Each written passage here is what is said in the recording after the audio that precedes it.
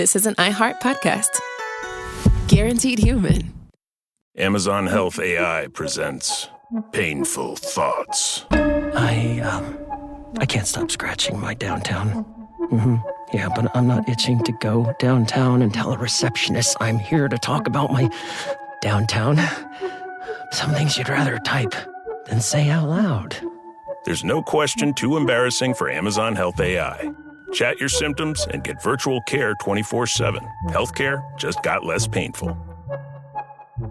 Bite into a stacked sandwich made with Hero Bread, and the only thing you'll think is delicious. You won't think it has up to 19 grams protein, 11 to 32 grams of fiber, or just 0 to 5 grams net carbs. But it does. Hero Bread. No compromises, just loaves, buns, tortillas, bagels, and noodles packed with flavor. Right now, get 10% off at hero.co with code IHEART. That's HERO.co, code IHEART. All figures per serving of Hero Bread. See nutrition facts on hero.co.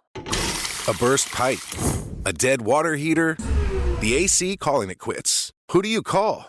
HomeServe is an easy way to handle unexpected home repairs with plans covering stuff basic homeowners insurance usually won't. Instead of scrambling for a contractor, you make one call to get the repair process started. Join the millions of customers who trust HomeServe right now. Go to homeserve.com/podcast for 50% less your first year. That's homeserve.com/podcast. Savings compared to renewal price. Void in Florida. Hi, it's Kyle MacLachlan, host of What Are We Even Doing? You know, I've always believed the way you start your morning sets the tone for everything that follows. That first cup of coffee isn't just a routine, it's a ritual. That quiet moment before the day really begins. That's why I appreciate DeLonghi. For over 50 years, they've combined Italian craftsmanship, thoughtful design, and innovation for homes around the world. As the #1 espresso machine brand in the world, they bring that same expertise to an espresso experience that feels effortless and makes mornings a little more delicious. The machine looks beautiful in my kitchen, but it's also incredibly simple to use. A quick espresso before heading out the door, or a cappuccino on a slower morning. It turns an everyday moment into something worth savoring. Dare I say, a damn fine cup of coffee? Right now, you can save 10% off your purchase at DeLonghi.com with code Kyle at checkout. After all, if it's not Italian, is it even espresso? To learn more, visit DeLonghi.com.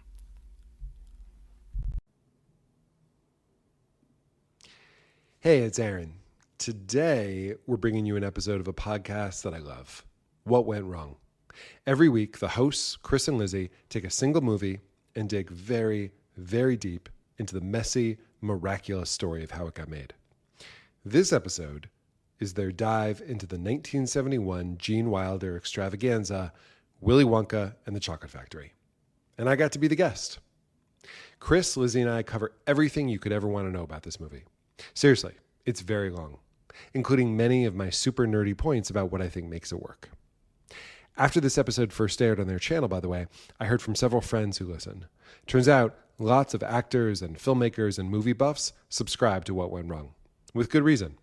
If you like this episode, I highly recommend checking out their stuff, especially their episodes on Shakespeare in Love and Cabaret.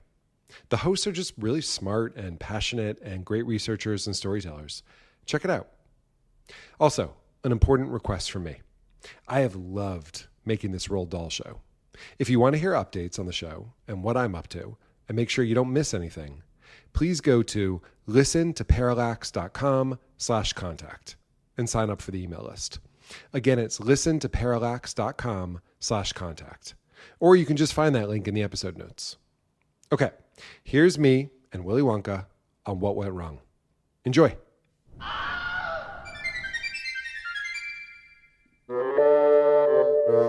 Oompa, loompa, doompa-dee-doo. Your favorite podcast is waiting for you. Oompa, loompa, doompa-dee-dee. Making a movie as hard as can be. What do you get when you don't have a script? Shooting is rushed and your deadlines have slipped. Final cut is due and it's making you weep. Tell the composer they can't sleep. I don't like the sound of that. Oompa, loompa, doompa-dee-da. Thank you for joining whoever you are. Watching movies brings us such glee. What went wrong? You'll have to listen and see.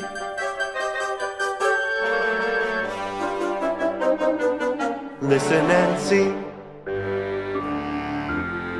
And action. Hello, and welcome back to What Went Wrong, your favorite podcast full stop that just so happens to be about movies and how it's nearly impossible to make them, let alone a good one, let alone a warning to all parents that it is your job to shape your child into a good person, and the only time you can do it is when they are a child. And if you fail, your child may be incinerated in a goose egg garbage inferno, and it will be your fault. And also, candy. I am one of your hosts, Lizzie Bassett, here as always with Chris Winterbauer. Chris, what do you have for us today? Today, Lizzie, we are diving into a movie that begs the question, what if we did 7 in a chocolate factory? But with kids. And we are joined by a very special guest. So we are talking about the 1971 adaptation of Charlie and the Chocolate Factory called Willy Wonka and the Chocolate Factory. We'll get into the title. But we have an incredible guest today. We are joined by the man behind a podcast I've been binging for the last 7 days, The Secret World of Roald Dahl, which is amazing, and we will have posted on our Patreon and whatnot before this episode, so hopefully you guys have listened. Please welcome Aaron Tracy to the podcast. Aaron Tracy is a best-selling writer, producer. He's worked across nearly every form of entertainment, from television to audio dramas to narrative nonfiction. As we mentioned, he is the creator and writer and narrator, great voice, of The Secret World of Roald Dahl, which is a remarkable look into the Zelig-esque, I would say, life of the world's most, or one of the world's most successful children's books authors. Aaron, welcome to What Went Wrong. Oh, thank you so much. I'm so excited to be here. That was quite an introduction.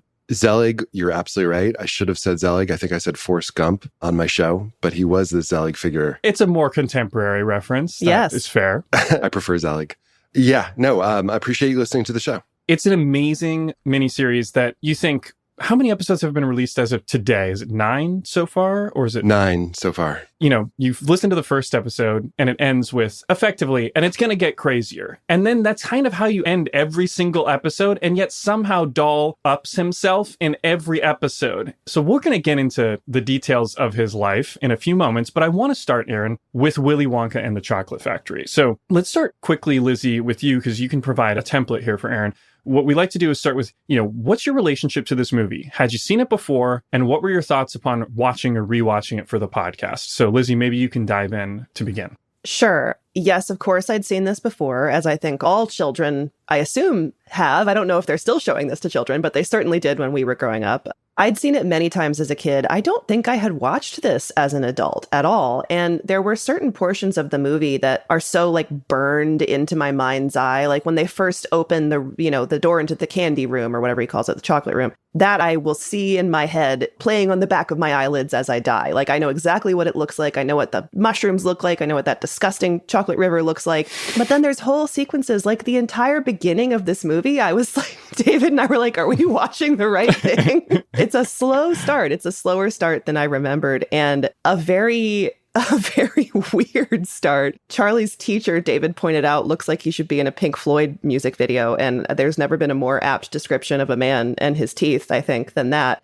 I guess, I always kind of knew that this is a children's movie / book for adults, but I didn't know how much that was the case until rewatching it as an adult. And I was like, I don't know if this is for kids at all. This is horrifying, truly, genuinely scary, especially when they're in the tunnel. Mm-hmm. Man, Gene Wilder is so fun and holds this movie together in a way that if you didn't have him, I don't know how watchable this is, just because of how bonkers and all over the place it is. And all the other actors are wonderful. I particularly love Roy Kinnear, and he looks so much like his son that I was like, wait a minute. I know. Is this a Black Mirror episode? I know. It's crazy. Yeah. It's crazy. All of which to say, I really enjoyed it. I don't know if I ever want to watch it again. It's just bizarre, and it's scary, especially as a parent, because it really does feel like the moral of this movie is the time to make a good person is when they are a child. And if you miss that window, you're screwed. And it's a weird moral. And Willy Wonka is a sinister character. Even at the end, when he says, that I've been searching for my replacement and the only one who can do it is a child, essentially because they won't question me. And I was like, okay, I don't know what you're trying to say here. Anyway, that's my take is I enjoyed it. It's weird, and that boat ride might give me nightmares. All right, Aaron, we'll kick it to you. You've been knee-deep in Roald Dahl for, I'm assuming, months at this point. Yeah. So how did it feel rewatching this? So it's one of those movies that I think if you had asked me when the last time I saw it was, I probably would have said, 5-6 years ago. But rewatching it ahead of this podcast, I realized that I have not seen it since I was a little kid. But I must have watched it a lot when I was a little kid because so much of it felt familiar. I mean, as I was making my show, I definitely watched a bunch of clips, and we include some clips on the show. But watching it from beginning to end, I don't think I've done that since I was a kid. I was blown away. I thought it was fantastic. It's so dark, so surprising. And I totally agree, by the way. Gene Wilder's performance is everything. Yeah. He gives the most confident, strangest performance that I can remember seeing. No, please stop. Right, exactly. We'll jump into it. I'm sure we'll talk about it later, but it is really a performance for the ages. It is, I'm sure we'll talk a bunch about this, but it is not what Dahl envisioned, but it makes the movie for me. Yeah, the 2005 version, as you discuss on your show, Aaron, is a much more faithful adaptation to the book. Maybe not from a Wonka perspective, but structurally and in terms of the focus and whatnot. Yeah. And yet this version feels so much more alive to me, Yeah. even though the 05 version has the budget and Burton seems like a natural fit for the material, etc. This version is held together with Scotch tape and popsicle sticks. And but my review is 5 words, and it is Gene Wilder is a star. Yeah. And I actually think the casting across the board is pitch perfect in this movie. And even though I think you can feel that they didn't quite have the budget they needed to make this movie, more on that later, I had a smile on my face the entire time I was watching it. And maybe it's nostalgia. I watched it a lot as a kid as well. I hadn't seen it in a long time. But it has something to it. And I think I have a sense of what that is, and we'll get to it by the end. And I think even though, Aaron, as you mentioned, Dahl's feelings towards this film are at best complicated, in a way, I think it actually captures the heart, the dark Dahlian heart of what his books try to convey better than many of the other adaptations of his work. But let's get into it, because this one's going to be pretty crazy. I have one question that maybe you're going to answer, but one of the biggest questions I had while watching this movie was, where are we? Because I'd never recognized this as a kid, but they're clearly in England or Europe somewhere, and it does not look like America. Half of the people have British accents for no reason, but then you are supposed to still believe that this is sort of small town America somewhere. That is strange. It makes it kind of otherworldly and alien in a way that I think ultimately works, but was confusing as an adult watching this. Well, Aaron, you can speak to this. I mean, the book is set in an unnamed town. Yeah. The book is never specified as anywhere in particular, is my understanding. But Wonka is, especially the way Gene Wilder portrays him, is completely American. Mm-hmm. Yes. I think a big theme of this movie, very much of the book also, is that it's Dahl's critique of American commercialism. Dahl came from post-war England, which was completely austere, to the wild excesses of 1950s America. That's his, biographical story. And he could not believe how spoiled Americans were. And so that's very much what this book is about. I mean, Charlie is this really impoverished English boy who is able to keep all of his appetites in check. He is the opposite of spoiled or materialistic. Mm-hmm. And he's the one who triumphs, right? He's the one who wins. All the other children who very much lose are selfish and self-involved and incredibly spoiled, and they're completely wrecked by their American-style appetites. So I think you're right that it's not completely clear that a decision was not made about where to set this, but because Wonka is so American and because of this larger theme of anti-commercialism, for me, it very much feels like an indictment of America. Yeah. Let's get into it, because, Lizzie, to your question, I think the part of the reason it feels confused is very much by necessity where they had to shoot this movie. That's what I figured. And so let's dive into that too. So really quickly, the details. So Willy Wonka and the Chocolate Factory I would describe it as a fantasy comedy children's film directed by Mel Stewart. It's based on a screenplay credited to Roald Dahl, based on his book, Charlie and the Chocolate Factory. It was produced by David Wolper and Stan Margulies, and it stars, as we've mentioned, Gene Wilder as Willy Wonka, Peter Ostrom as Charlie Bucket, Jack Albertson as Grandpa Joe, Denise Nickerson as Violet Beauregard, Julie Dawn Cole as Veruca Salt, Paris Temin as Mike TV, Michael Bolner as Augustus Gloop, Rusty Goff as the lead Oompa Loompa, and many, many more. It was produced by Wolper Pictures, financed by, Aaron, The Quaker Oats Company. The Quaker Oats Company. Insane. Yep. Distributed by Paramount Pictures.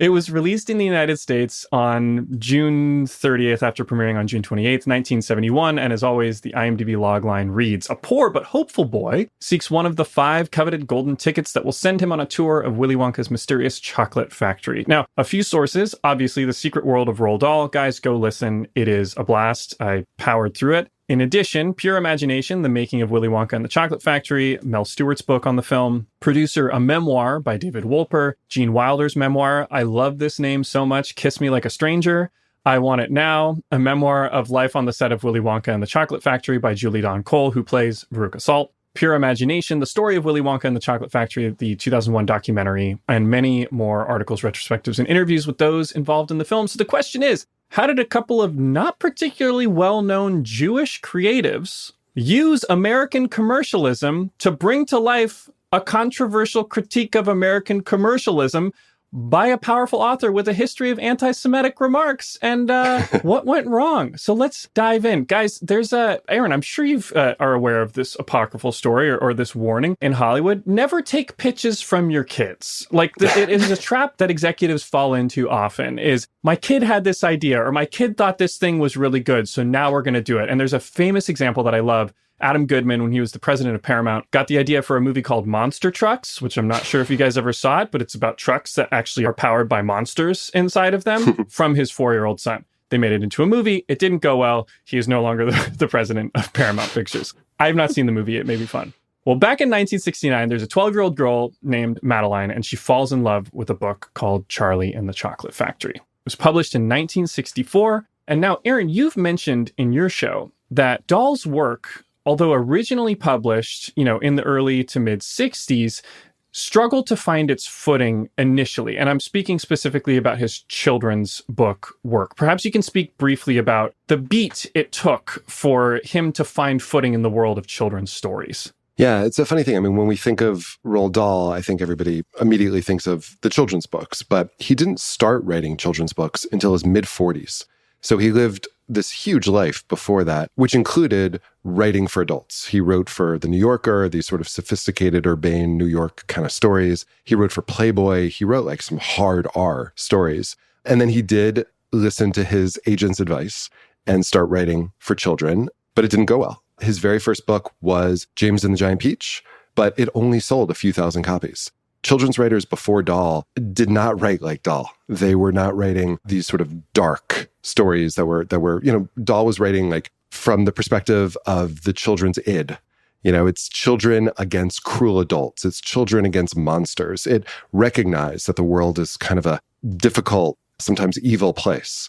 And no one thought that that could possibly work for children. But of course it does, right? Children want to be treated like adults. Children appreciate that someone can recognize that they're actually having big thoughts and that they're seeing that the world can be cruel. But it was just such a departure from what existed before it that it took 5 years before James and the Giant Peach became a hit. They actually took it over to England because Dahl had a sort of an inclination that British children might understand his books better.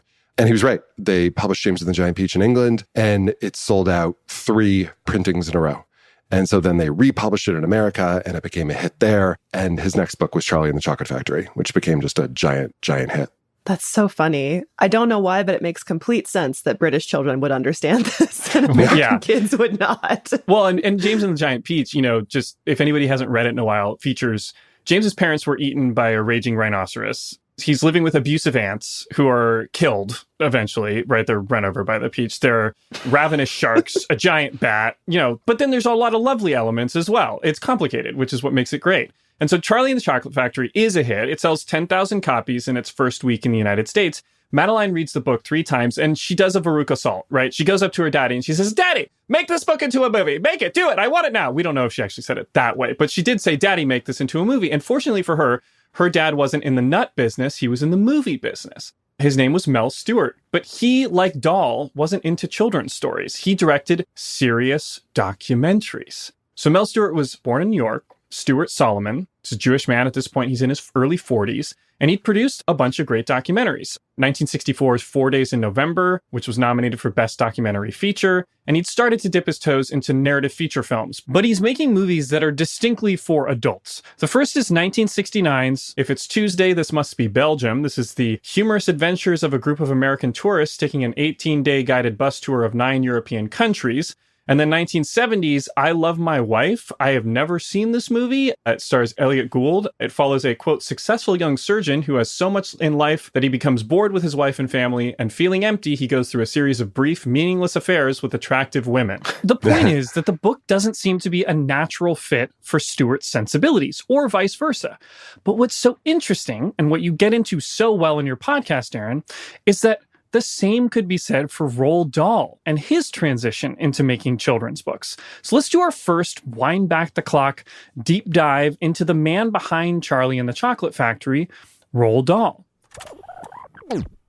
Roald Dahl was born in 1916 in Wales to Norwegian immigrant parents, and he suffers a double tragedy early in his life. His older sister dies when he's 3. And then, as you discuss on your show, Aaron, his father seems to kind of lose the will to live, and he does not fight the pneumonia that he's contracted. And he passes away within a few weeks of Dahl's sister. But his mom stays in the country because his father had believed an English education was the greatest thing that you could give your children. And then I do find it ironic that so much of his writing has to do with how miserable it is to be a child in the English school system in so many ways. And so he goes through his schooling, and then he serves in the Royal Air Force. And Aaron, maybe you can give us like just the brief, insane whirlwind from Royal Air Force, brain trauma, spy, sex spy in Washington, D.C., playing cards with the president. Maybe you can hit some of these lily pads for us briefly and go listen to the show for more detail. How closely tied are sex spy and playing cards with the president? Are those the same thing? Let's get through it. Yeah, they are intertwined. Yeah, so Dahl, as I said before, he didn't start writing children's books until his mid-40s. So he lived all these different lives before that. And that's how I sort of organize my podcast, where each episode sort of takes us into one of these worlds. So first, he was a businessman for Shell Oil. And I think you're right. Like, his father's death was such an all-encompassing, important, childhood-defining moment for him. He was constantly searching for what kind of man he was. Shell Oil, businessman, didn't quite work out. But it did take him to Africa. And when he was in Africa, he would see all these planes flying overhead, and he thought that maybe was the next adventure. That's what looks good to him. So he got in a car and he drove hundreds of miles. And even though he had never been inside of a plane before, he volunteered for the Royal Air Force. And he flew a bunch of missions. This is early in World War II. And he got shot down over and over again. And one of the crashes was really, really bad. His face went hard into the console in front of him, so badly that his nose sort of smacked back through his skull. He had to get major plastic surgery. He had to spend months in a hospital, and he started getting dizzy spells and becoming unconscious at random times. And so his superiors said, "You're done. You're grounded." Yeah, you can't fly planes, sir. You cannot fly anymore. He was also 6'6". Whoa. Right. In these open cockpit planes. Right, exactly. Sticking out like Kareem Abdul-Jabbar. Like, this is, yeah. Exactly, like an NBA player in a convertible. Yeah, so imagine that, like, his head was above the windshield. So he was just being pounded by the air and debris and bugs. It was, totally nuts. Not, I guess, a huge surprise that he would crash so much. But his superiors saw something in him. He was 6'6". He was really, really handsome. He was a great storyteller. He was incredibly charming. And so they wanted to find something else for him. So they sent him to Washington, D.C. to join a group called the Irregulars, which was a sort of secret spy group for MI6, whose job it was to find a way to get America to come into the war on Britain's side, right? To join the war. And they would try everything. They would sabotage, they would create propaganda. The group was totally fascinating. It was all of these young 20-somethings, all of whom were incredibly handsome and happened to be great writers. Mm-hmm. Dahl was in it. So was Noel Coward, the playwright. Oh, wow. So was Ian Fleming, who created James Bond. So was David Ogilvy, who would go on to invent modern advertising and be the inspiration for Don Draper on Mad Men. So you got to sort of think about like Don Draper, James Bond, and Roald Dahl sitting at a Georgetown bar late at night, coming up with like sabotage ideas. And there's a bunch of great ideas they had. And then, I can get into Dahl's seductions if you want.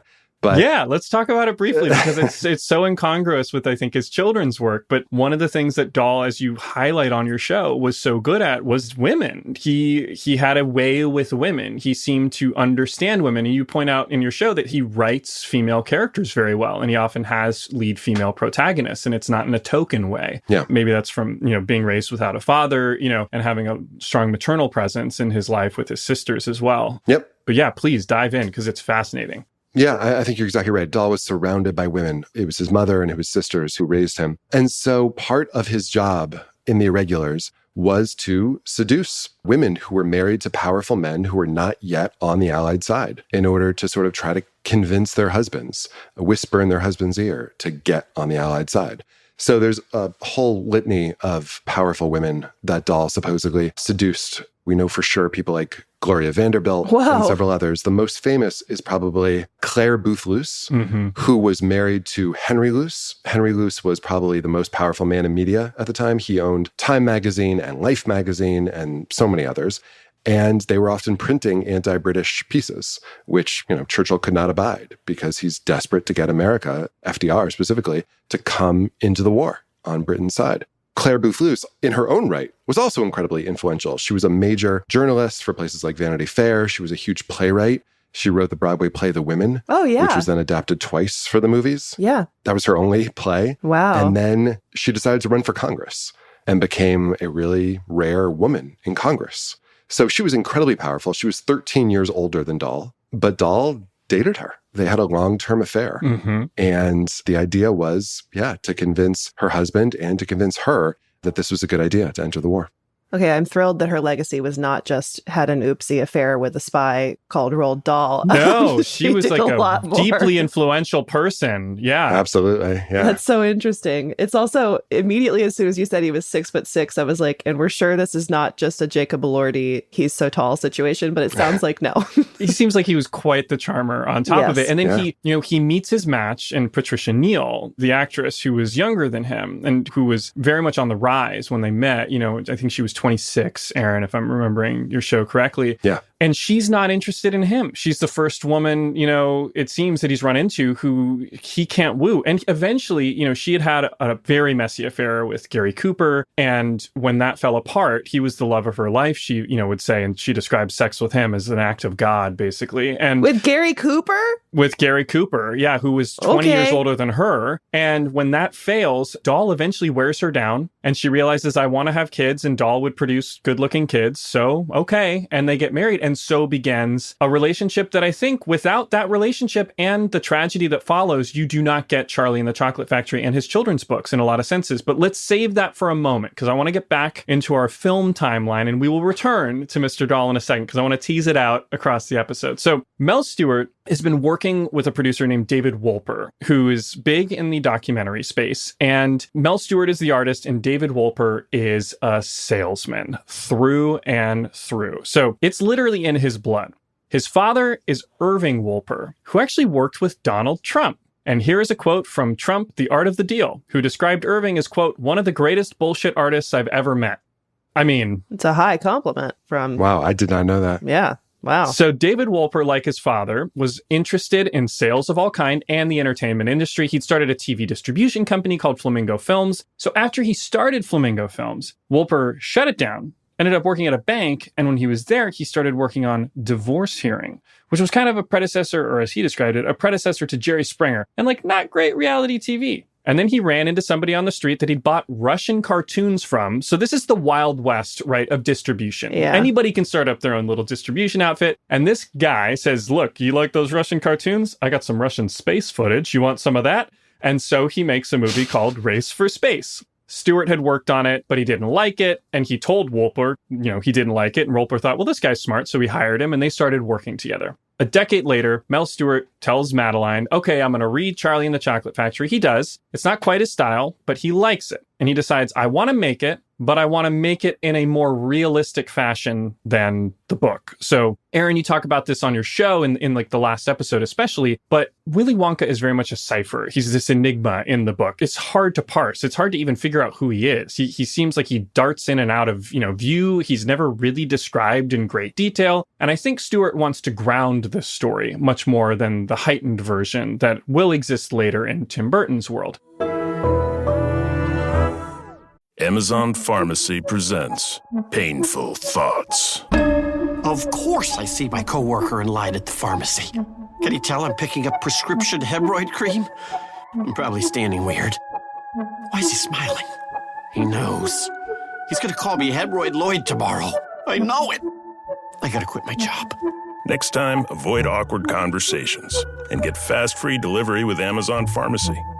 Healthcare just got less painful. Bite into a stacked sandwich made with Hero Bread or a fully loaded bagel. And the only thing you'll think is delicious. You won't think it's up to 19 grams of protein, but it is. You wouldn't believe it has 11 to 32 grams of fiber, but it does. Hero Bread makes loaves, buns, tortillas, bagels, and noodles packed with taste, but without all the net carbs. We're talking 0 to 5 grams net carbs per serving. With Hero Bread, there are no compromises, just flavor. There's none of the stiff baked goods you'd expect from better-for-you brands. There's just the soft, fluffy bread you crave. Plus, small batch drops of indulgent favorites, like the popular 2-gram net carb Hero Croissant and 3-gram net carb Hero Pain au Chocolat. And right now, Hero Bread is offering 10% off your order. Go to hero.co and use code IHEART at checkout. That's code IHEART at HERO.co. All figures per serving of Hero Bread. See nutrition facts on hero.co. You've never been one to settle. Stand down or stand still. You're a lifelong learner, energized by excellence. There's a fire inside you you can't ignore. You've got competition to outrun, momentum to build on, and your own high standards to meet. Stop now? Not a chance. At Capella University, we help you catch what you're chasing because you've always had the drive. Now, go earn the degree. Capella University. What can't you do? Visit capella.edu to learn more. Hi, it's Kyle MacLachlan, host of What Are We Even Doing? I've always believed the way you start your morning sets the tone for everything that follows. That first cup of coffee isn't just a routine, it's a ritual. That quiet moment before the day really begins. That's why I appreciate DeLonghi. For over 50 years, they've combined Italian craftsmanship, thoughtful design, and innovation for homes around the world. As the #1 espresso machine brand in the world, they bring that same expertise to an espresso experience that feels effortless and makes mornings a little more delicious. The machine looks beautiful in my kitchen, but it's also incredibly simple to use. A quick espresso before heading out the door, or a cappuccino on a slower morning. It turns an everyday moment into something worth savoring. Dare I say, a damn fine cup of coffee? Right now, you can save 10% off your purchase at DeLonghi.com with code Kyle at checkout. After all, if it's not Italian, is it even espresso? To learn more, visit DeLonghi.com.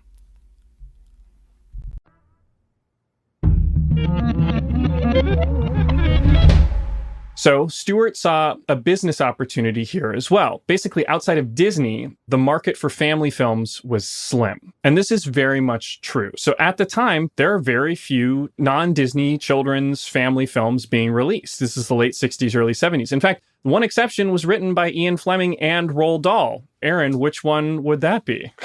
Chitty Chitty Bang Bang. That's right. Chitty Chitty Bang Bang. The book was written by Ian Fleming, and then Roald Dahl would write the screenplay. So Disney was entering the dark ages. Walt passed away in 1966. And so Mel Stewart has this opportunity. There's a bit of a vacuum. They consider making it as an animated film, but Stewart doesn't want to do that. He wants it to be realistic and grounded. And he doesn't want it just to be for kids. He also wants it to appeal to adults. So he tells Wolper about the idea. And as you talk about on your show so well, Aaron, Wolper sees an opportunity for synergy. So David Wolper is working on a TV special about endangered species called Say Goodbye, which would be nominated for another Oscar, Best Documentary Feature. And they had a sponsor, Quaker Oats. So Ken Mason, the director of advertising at Quaker Oats, was actually very against Saturday morning cartoons and wanted to sponsor more serious fare for children, hence something like Say Goodbye. And this is kind of at the height of advertising targeting children through television. And all of a sudden, there's a lot of pushback on these ads.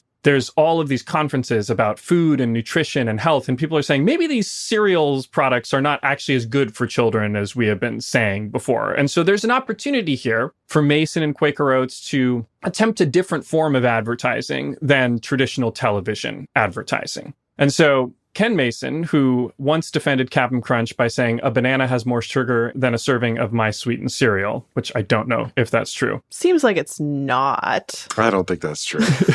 Syncs up with David Wolper, and he produces this documentary, Say Goodbye. And Wolper says, all right, you guys are interested in making a chocolate bar? What about Charlie and the Chocolate Factory? And we do a little product tie-in. We don't know how the conversation went, but here's how Wolper described it. While it was highly unusual for a cereal company to finance a feature film, Quaker Oats decided to name their candy the Wonka Bar and bought the rights to the name from the author.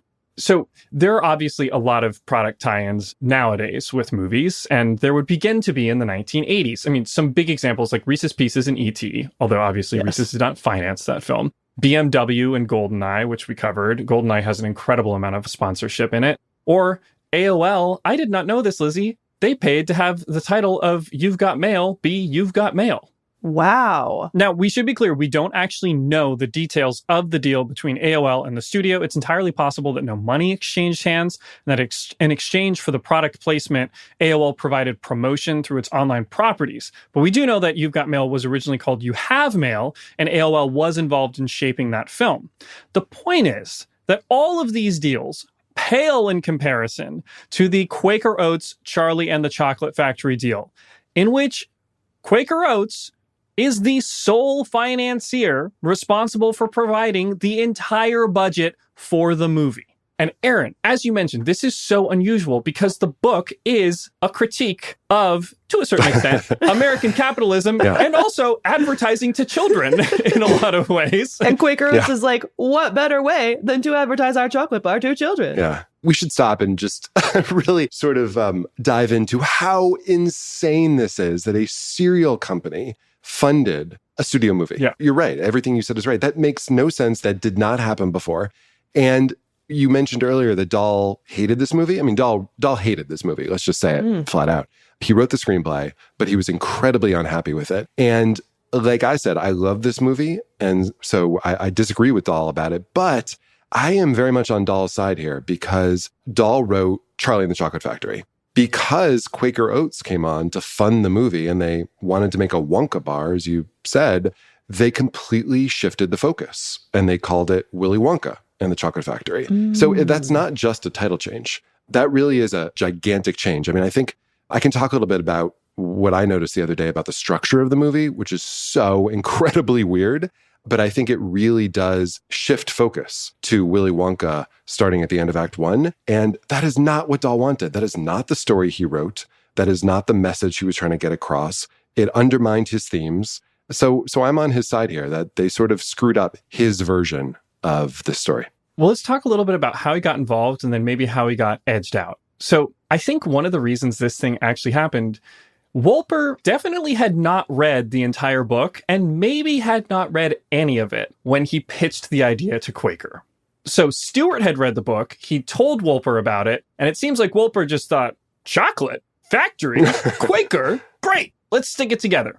It doesn't matter. By the way, it may be worth mentioning, because I didn't realize this, some of the brands that Quaker was behind in the 60s and 70s in terms of the types of cereals. Because they did Life, right? They did Life, and they have Cap'n Crunch and something called Quisp. Yep. But yeah, like some of the biggest, sugariest, like character-driven cereals, right? Mm-hmm. Yep. Very mascot-driven. Yes. Brand-driven, very much aimed at children.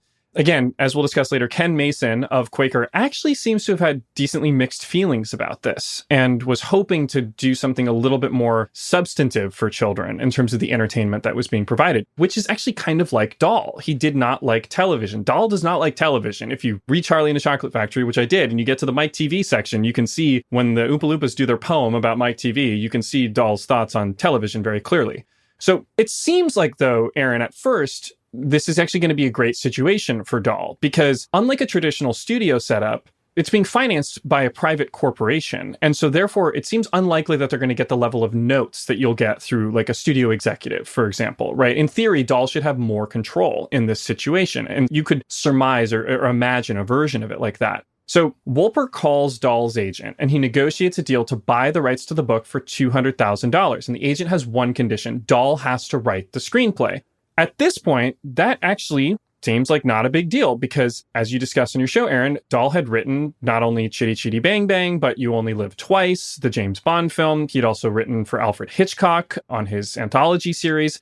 And we're years removed from his failed attempt to adapt his story about Gremlins with Walt Disney, which had been his kind of rude introduction to Hollywood. So it's a deal. Ken Mason calls Wolper back. Quaker Oats is interested, and Wolper proposes the plan that would go into action. Quaker Oats is going to put up the money. They're going to make it for $2 to $3 million.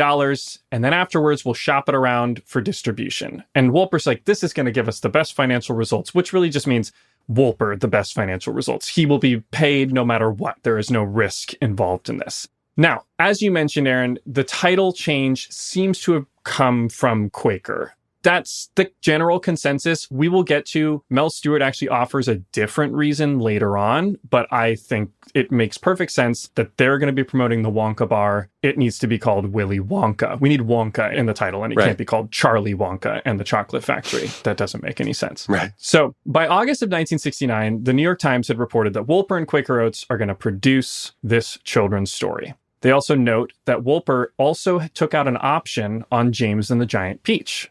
That would not obviously come to pass. Now, the movie was already being described as a musical, which Mel Stewart wasn't really nuts about. So he actually wanted to have the characters chanting poems and basically rapping instead of singing songs, which would have been really interesting. Arguably what some of the children in this movie do anyway, because they did not cast the greatest singers. They didn't cast singers. No. Is that Sabrina Carpenter in here? No. But Wolper seems to be the driving force behind wanting this to be a musical because he's using musicals to sell Quaker Oats on the idea. He's saying The Wizard of Oz, The Sound of Music, Oliver, just a few years before in 1968. I love Oliver. These had made a ton of money. And so Stewart gives in, but he's like, it's not a musical, it's a movie with music. And David Wolper had a really good idea of who he wanted to come in to write the music. Lizzie, Aaron, any guesses? He features prominently in 2025's Blue Moon. Richard Rodgers. Richard Rodgers of Rodgers and Hammerstein. Oklahoma, The King and I, Sound of Music. He says no. Then Henry Mancini, Breakfast at Tiffany's, Pink Panther. He also said no. He said he was busy. And finally, Wolper calls his friends Anthony Newley and Leslie Bricusse, who are not also Rands in this conversation. These are two of the biggest composers, lyricists of the era, and Newley was very much a performer as well. So Newley's an actor, comedian, singer, composer. He'd had a string of hits in the UK in the late 50s and early 60s. Lizzie, we talked about Anthony Newley briefly in our episode on Dr. Dolittle, which he acted in and was abused by Rex Harrison in that movie. As was everyone on that set. Yeah. Goodbye, Mr. Chips, Scrooge. And again, they had some Dahl overlap. So Newley and Bricusse had done the Bond song for Goldfinger and You Only Live Twice. Oh, Goldfinger's my favorite Bond song of all time. Shirley Bassey. Yeah, that's Newley and Wow. Bricusse. So they'd won a Grammy in 1963. And the point is, they're not some sort of consolation prize. These are two of the greatest living musical men, in the world right now. And so Wolper says, write a few songs for the movie. And they say, sure. And they sent them Roald Dahl's first draft as a guide. And let's talk about this first draft. So Aaron, Roald Dahl tried to make it as a screenwriter for a long time. Can you tell us a little bit about the high that he started on entering Hollywood and how quickly he fell off? Yeah, you're right. And I think that those two things are very much tied together. It's not a coincidence. When Dahl was just 26, he wrote a story called The Gremlins, which you referenced, which was kind of a propaganda piece about American and British cooperation. And it got passed around DC, and it got into the hands of Eleanor Roosevelt. And she flipped for it. She absolutely loved it. It was basically a children's story. And she gave it to her grandkids. She would read it to her grandkids, and she wanted to meet the author. So she invited 26-year-old Roald Dahl, who, by the way, was a British spy at this point, to the White House to hang out with them. And it went well, just like, you mentioned Dahl's like Zelig or Forrest Gump. I mean, Dahl just charmed everyone everywhere he went. Eleanor and Franklin invited him up to Hyde Park to spend weekends, which was just huge for a 26-year-old spy. Like making friends with a White House intern would have been giant. But Roald, and this is just the way his life went, was becoming friends with the first family. And so it was such an exciting book that Eleanor fell in love with that either she or someone in her circle got it to Walt Disney. And Walt Disney fell in love with it. And Walt Disney was absolutely at the peak of his powers. I mean, all the big movies we can name, Dumbo and Pinocchio and Bambi, they had all been made in just like the handful of years before this. He loves the book as much as Eleanor does, and he flies 26-year-old Roald Dahl to Los Angeles, puts him up at the Beverly Hills Hotel, hires a driver for him, throws a giant party for him that Charlie Chaplin attends, and everyone attends. Yeah, where he's like welcomed by Charlie Chaplin. Yeah. Is Charlie dressed as a gremlin? I can't remember. I know a lot of people are dressed as gremlins. Yeah, it's Charlie so wild. And all the other guests are dressed like gremlins. Yeah, I mean, can you imagine for Dahl to just like walk into that? He just met the president who then set him up with Walt Disney. Like, it doesn't make any sense. It's insane. And they start a writer's room, and Disney sort of shows Dahl the ropes. This is how Hollywood works. This is how we are going to adapt your story. And he hires a director, and he hires, animators and kind of a whole crew, and they get going. And Disney even puts out ads for the Gremlins, the movie, before they finish the screenplay. But Dahl is just not at a point yet where he can compromise. He has a very strong vision for what his story is, and he doesn't want it corrupted. He doesn't want it changed at all. But of course, movie making, screenplay writing is all about collaboration. That's what Hollywood is. So for that reason and for other reasons, the film falls apart. And what I talk about a little bit on the podcast is Dahl we might not have ever heard of Dahl because so many writers like him, novelists, prose writers, went to Hollywood and just failed, right? Like people like Fitzgerald and Faulkner and Aldous Huxley and so many others.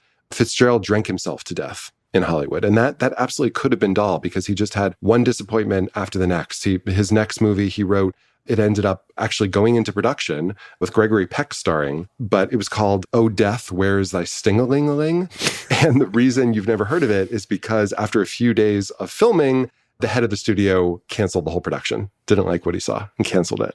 So it's like Dahl was just having so many disappointments in Hollywood. But then he hooked up with Albert Broccoli, the producers of James Bond, and he was given the opportunity to write the 5th installment of the James Bond series, which was as much of a guarantee as exists in Hollywood. The first 4 were giant hits.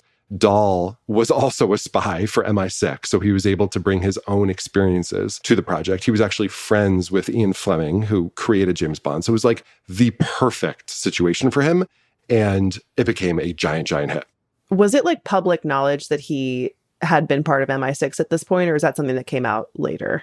He definitely did not talk about it much. He didn't boast about it. So I think most people probably thought that he was just part of the British Embassy working in New York and DC. He didn't go around advertising it. Got it. But certainly the producers of James Bond knew. Yeah. Okay. And were very happy for him to bring his own experiences to the project. And then, of course, Dahl cannot help himself but put down the project or put down James Bond right throughout this process as well. Yeah. He needs everybody to understand that this is beneath him, even as it is his first success within Hollywood and within screenwriting. And eventually, when he gets into children's books, he feels the need to assert that actually writing children's books is the most difficult thing any writer can do. And look at all the great authors who have completely failed at this endeavor. And what I am doing is threading the needle in the way that, almost no one else can do. There's a really interesting, delicate ego to Dahl. And it's also interesting to imagine he's failing at screenwriting. He's struggling at writing these short stories. He writes a play that doesn't land at all. And at the same time, his wife, Patricia Neal, is, nominated for an Oscar, and she wins for HUD opposite Paul Newman.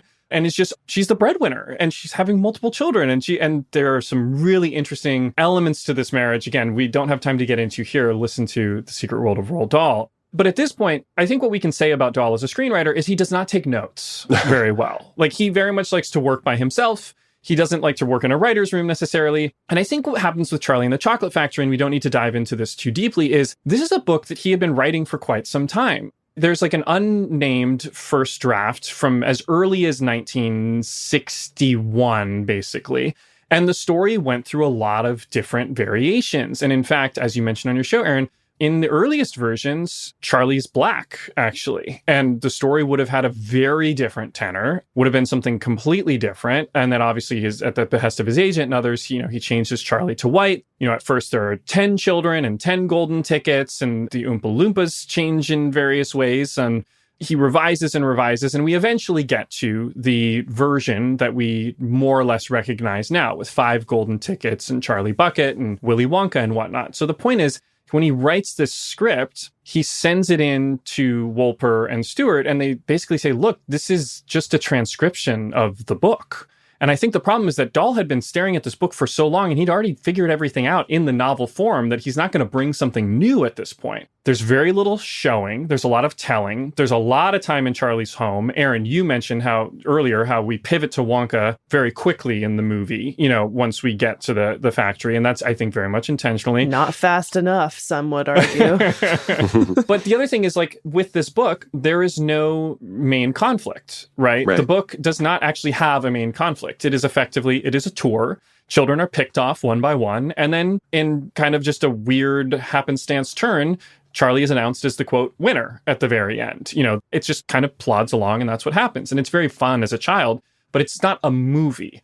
And it was also very expensive. He'd written these extremely elaborate chocolate factory scenes, and they have $2 to $3 million of Quaker Oats money. So they fly Dahl to Los Angeles, and they do a bunch of script meetings. And recaps of these meetings are mixed. Stewart says Dahl was very professional. Wolper says he won't change anything. I'm inclined to believe Wolper. Yeah. They send Dahl back to England. He starts working on the second draft, and they just start casting. They do not have a shootable script, but they start casting. So they start as early as January of 1970, and they were considering a very different Willy Wonka. So they gathered in the Plaza Hotel in New York with a list of potential names, and one of those names was American actor Joel Grey. Oh, that makes a lot of sense. So do you guys remember Joel Grey? Yeah. He won Best Supporting Actor for Cabaret. Yeah, in 1973. And so he was already known for this role from 1967, from the Broadway production. Right. In a lot of ways, he actually really fits the Dahl version of Wonka. He's 5'5". He is small, Wonka's very short in the book. It may have been very faithful, but as Stewart put it, you don't want a short, pointy bearded guy as a cinematic leading man. And this, I think, speaks to Mel Stewart and his collaborators seeing Wonka as the lead of the movie, not Charlie as the lead of the movie. And Stewart did have a practical concern. He was worried that with Joel Grey, one of the kids might have a growth spurt and end up taller than Grey while shooting. Which, Lizzie, that happened on The Sound of Music, if you remember. Yeah, it did. The children started growing at different rates, and all of a sudden the heights started getting really wonky between all of them. I mean, I understand what they're trying to do here, and it feels like it's kind of all coming from a marketing place of they're trying to push Wonka with this. I will say, I don't think Joel Grey is a bad choice for Willy Wonka at all. Obviously, I love Gene Wilder. I think he is Willy Wonka, but Joel Grey is wonderful and has a very sinister quality to him, or can. So I think he would work pretty well, too. That's true. Well, it sounds like a lot of people wanted the part. Anthony Newley, who was working on the music, pushed for it hard. His agent, Sue Mengers, who also represented Barbra Streisand, calls Wolper up and she goes, I want Newley as Wonka. I want him to sing 2 songs. And here's the quote from Wolper. If I gave the role to Newley, she carefully suggested, or maybe I interpreted, that she would get me a date with Barbra Streisand. So I hung up the phone and never thought about it again. End quote. Yeah, I don't know if you want that date. Well, Anthony Newley also rallied hard for the Candyman role, and also Sammy Davis Jr. apparently rallied for that role really hard. Both were turned down. Doesn't he go on to record Candyman? Yeah, he does. He records it later. It becomes a hit for Sammy Davis Jr. later. Yes. Because I was going to say, I know the song. That was one of the moments in this movie where I was like, this is from this movie. I did not put those two together because I remember Sammy Davis Jr.'s version of it so well. Fred Astaire is often mentioned as someone who was being considered for Wonka. I basically, Wolper and Stewart said they did not know about his interest until afterward. He would have been too old. He was in his 70s and probably too expensive. And a couple of other names that are interesting include Peter Sellers, who would end up having a brief or at least romantic relationship with Roald Dahl's daughter, Tessa Dahl, in the 1970s. So that's unusual. When she's 18 and he's 50. Yeah, exactly. Why do they have to do this? I love Peter Sellers. God. Spike Milligan and all 6 members of Monty Python. And reportedly Spike Milligan is who Dahl wanted for the part. So they're a week into auditions, as the story goes, Gene Wilder walks in. Now, I assumed growing up that Wilder was already a huge star because I also grew up with Young Frankenstein, Blazing Saddles, Silver Streak, Stir Crazy with the Richard Pryor stuff. No, he's all the 70s. Exactly. I did not realize this. This is after Willy Wonka. Those were all after Willy Wonka. So this is technically after The Producers, which came out in 1967. I think The Producers did something for him. Yeah. But that had flopped. Oh, really? It was kind of buried. It's not a big hit.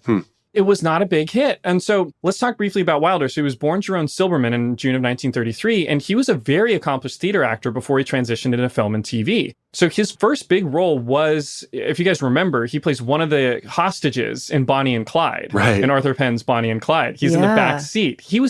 He's 34. He's 4 and 7 years older than Warren Beatty and Faye Dunaway in that movie, which is crazy because he's got such a baby face. Yeah. So he's nominated for Best Supporting Actor in 1969 for The Producers, even though that movie it wasn't like a huge breakout hit, which obviously was one of his many collaborations with Mel Brooks. And you mentioned this on your show, and fun fact, Brooks's wife, Anne Bancroft, was very good friends with Roald Dahl's wife, Patricia Neal. And Aaron, which movie did Patricia Neal turn down after suffering a stroke that went to Anne Bancroft right around this time? The Graduate. That's right. Yeah, Mrs. Robinson. That's right.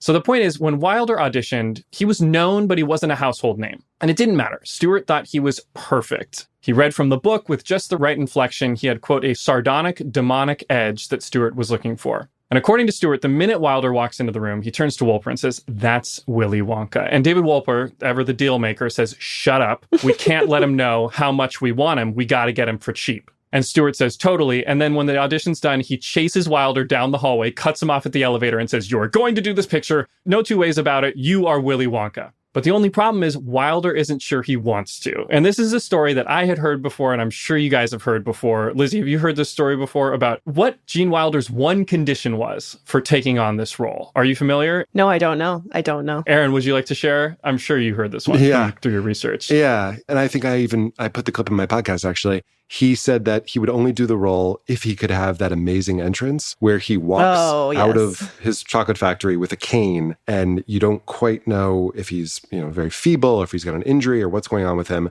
And then the cane gets stuck in a crack and he somersaults and jumps up and shows that he's actually kind of a trickster. And from then on, you have no idea what to make of him. It is a completely brilliant entrance. So he says, "This is my stipulation." And Mel Stewart says, "You're not going to do the movie if you can't do that?" And he says, "No." And he says, "Okay, well, fine, deal." So they get Wilder. He's paid $150,000, according to Stewart, to play the part. And then to cast the kids, Stewart apparently turned to the illustrations and descriptions from the book. And what's interesting is Charlie's hat, for example, is not in the later publication that I read as a kid, the later illustrations. But if you go back to the Schindelman illustrations, it is a part of the costume, that Schindelman had done originally. So they hire multiple casting directors to read kids across the world. You've got Marion Doherty in New York, you've got Bodie Baker in London, and Renata Nuckel in Munich. And given Quaker Oats' roots in Ravenna, Ohio, it's perhaps fitting that they'd find Charlie Bucket in Cleveland. So they considered hundreds of actors from children's theaters across the country, including the Children's Theater at the Cleveland Playhouse, where Joel Grey and Margaret Hamilton, the Wicked Witch of the West, got their starts. Oh, wow. So she asked the Playhouse to suggest actors who would be a good fit for Charlie, and they suggested Peter Ostrom. His dad was the general counsel of Ohio Bell Telephone. Shout out to kids with dads who are lawyers. That's me. And David. Yeah, and David. According to Stewart, Peter was the pride of the children's branch of the Cleveland Playhouse. He'd been acting for 3 years, and he auditions in early summer of 1970. He's 12 years old. They fly him to New York for a screen test. He reads from the book, and they don't have any of the songs written yet, so he sings My Country, 'Tis of Thee. And they say, "Peter, your acting is great. Your singing is terrible." And so he is 100% tone deaf, which I don't care because he's very cute. He's very charming. But my God, when he started singing. Yeah. He has a quote here where he basically says, "Don't worry, we're not going to use your singing voice anyway." And they just reduced his singing part across the production. Every time he opened his mouth, they were like, "Well, no, we can lose that song. Let's just move on." And they just kept what they needed him. Here's where it gets a little dark. So just before he goes off to summer camp, they say, "Look, Peter, we like you for Charlie. There's one problem. Charlie's really skinny. We're going to need you to lose some weight." So he went to summer camp, quote, "riding horses and hiking and climbing and doing all the things you do at summer camp, trying not to eat because I wanted to lose more weight." Ugh, bummer. And this ties in to a gnarly thread in all of Dahl's writing that I'm sure we're all aware of, which is there is very much a fat phobia through all of Dahl's work. And I think at the end, we'll get to some of the ways in which his work has been revised and you could argue censored in specifically that way. Yeah, you should never ask a 12-year-old to lose weight for a movie, obviously. Yeah, it's awful.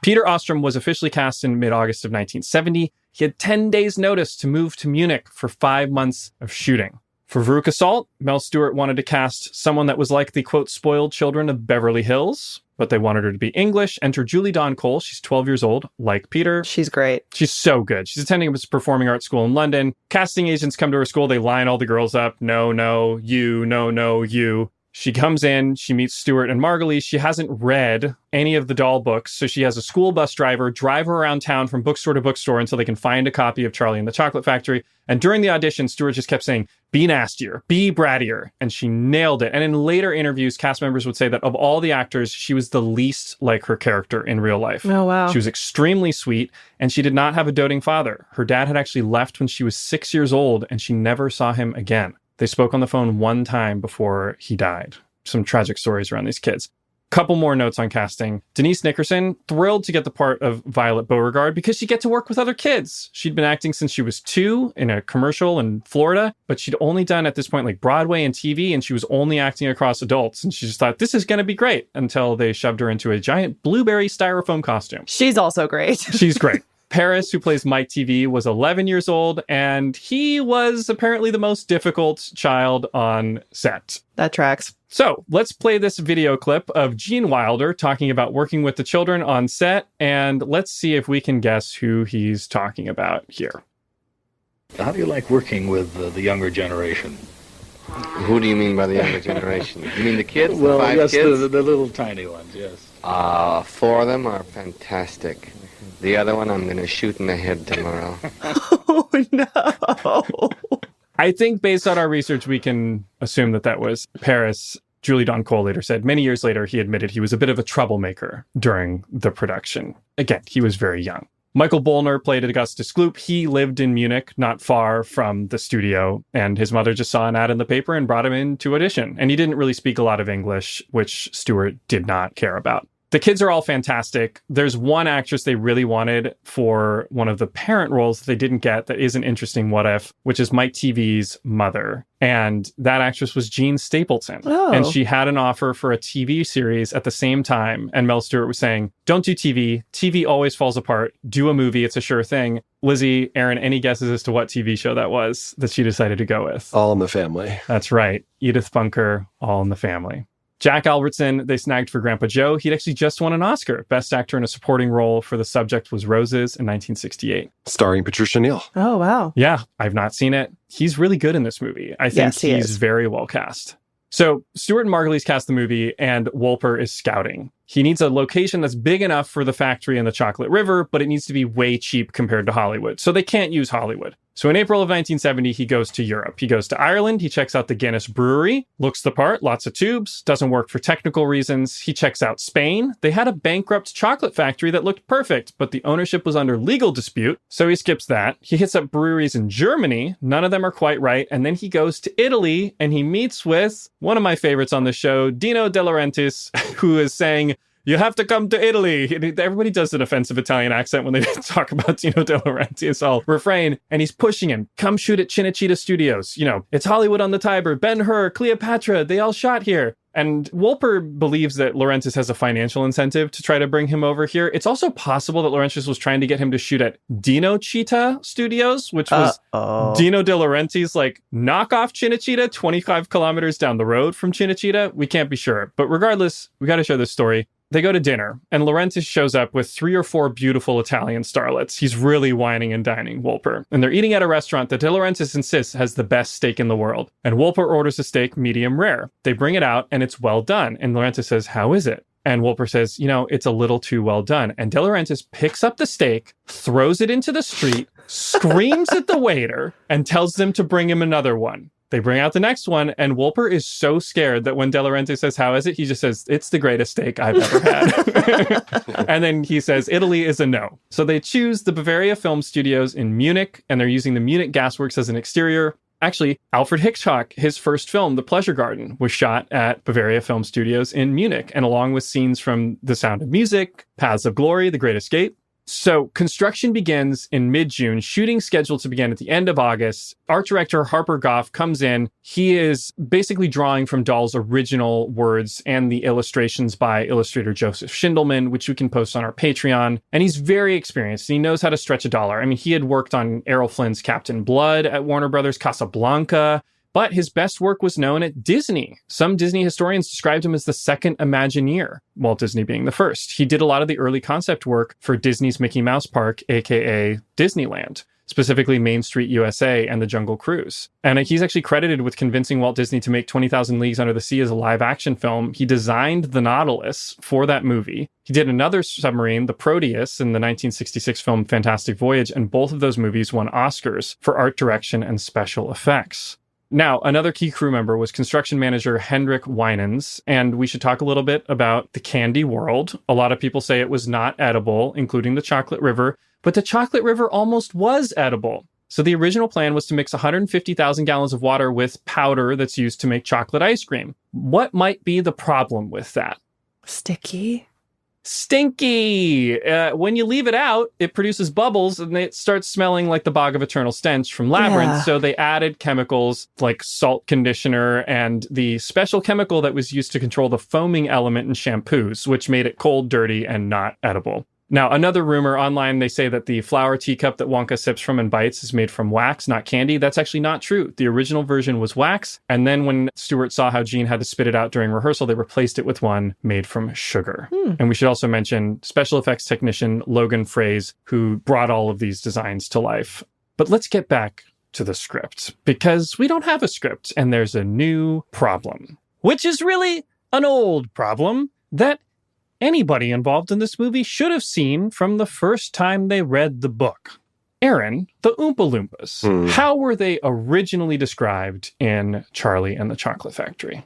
Yeah, they were African pygmies. That's right. They were described basically as very small Black people. And there was a suggestion by a number of Black actors that read the script made to Mel Stewart that this suggested a plantation-like scenario where Willy Wonka was engaged in slave labor. Definitely. So Mel Stewart says he only cared about Mr. Wonka's chocolate being made by a group of mysterious candy-making elves. So in our research, it is suggested that Mel Stewart pitched green hair and orange faces, which seemed to assuage the concerns of the actors who had come forward. Now, this is interesting. So, Aaron, Stewart also claims that this is partly where the title change came from. He claims that there were really 3 reasons why he wanted to change the name to Willy Wonka and the Chocolate Factory. The first reason you already pointed out, which is that the story now really revolves around Willy Wonka. After we get through Act 1, Willy's the one who goes through the change.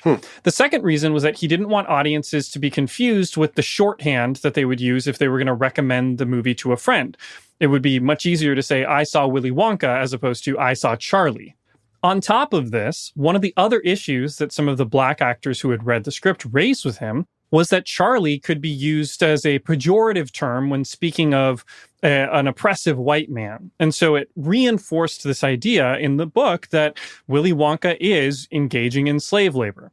I don't doubt that all of these things are true, but my guess is that ultimately this was a Quaker Oats decision at the end of the day, and that it happened much earlier in the process than this laid into the scripting. Yeah, I don't buy it. I only mention it because Stewart said it. But let's dive into the script. So Dahl agrees to change the Oompa Loompas. And Aaron, as you know, the next publication of the book, I believe the 1973 version, the description of the Oompa Loompas has changed. Yeah. And they are just knee-high and given very little description beyond that, insofar as the color of their skin, etc. But in the meantime, Dahl is writing, and Stewart and Wolper and Margulies know they're in trouble because Dahl is not changing his script beyond the Oompa Loompas. They need another writer. They want it to be bigger. They want it to be funnier. They want to add a worldwide search for the golden tickets. So this is a big part of the movie that's not a big part of the book. So they hired Robert Kaufman, who had just written the totally kid-friendly Elliot Gould sex romp, I Love My Wife, that Mel Stewart had just directed. Kids love it. Now, to be fair, he was an Oscar nominee, 1967's Divorce American Style, and he came up with some great scenes, including Stewart's favorite scene that didn't make it into the movie, and I want to read it to you guys. So there's this craze for Wonka bars, and an English explorer climbs a holy mountain to beg a guru to tell him the meaning of life. Here's the description. There is snow and ice everywhere as the explorer, with torn clothes, enters a cave and kneels at the feet of a guru. The explorer says, "Oh, great guru, I've been climbing for days. My party is lost. I'm hungry, freezing, and exhausted, but I need to know what is the meaning of life." And the guru says, "You have Wonka bar?" An explorer says, yes, I do. It's my last bit of food. You can have it, but please tell me, what's the meaning of life? The guru opens the Wonka bar and discovers there is no golden ticket. In disgust, he throws it on the floor of the cave. The explorer says, "Now, oh guru, tell me, what is the meaning of life?" And the guru says, "Life is a disappointment."